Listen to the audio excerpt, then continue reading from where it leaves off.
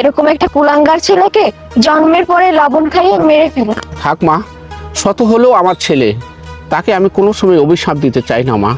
সে সুখে থাক, এটাই আমি চাই বাবা। চাচা, এই যুগেও যে এখনো এত ভালো মানুষ আছে, আপনাকে না দেখলে বুঝতে পারতাম না। আপনার ছেলে আপনাকে বাসা থেকে বের করে দিয়েছে, এত কষ্ট দিয়েছে, আর তারপরেও কি না আপনি আপনার ছেলেকে অভিশাপ দিতে চান না, আপনি আপনার ছেলের জন্য দোয়া করতেছেন। আরে তোমার চিপস খাওয়ার জন্য আমার কত কষ্ট হয়েছে জানো? ধরো নাও তোমার চিপস নাও। বাবা আশিক, তুমি এখানে?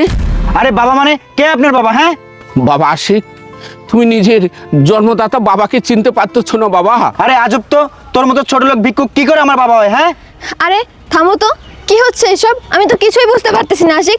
উনি বলতেছে উনি তোমার ছেলে, তুমি বলতেছো যে উনি তোমার বাবা না, মানে কি হচ্ছে এগুলো? আচ্ছা আঙ্কেল, সত্যি করে একটা কথা বলেন তো, এটাই কি আপনার সেই ছেলে যার কথা এতক্ষণ আপনি আমাকে বলতেছিলেন? হ্যাঁ মা, এটাই সে আমার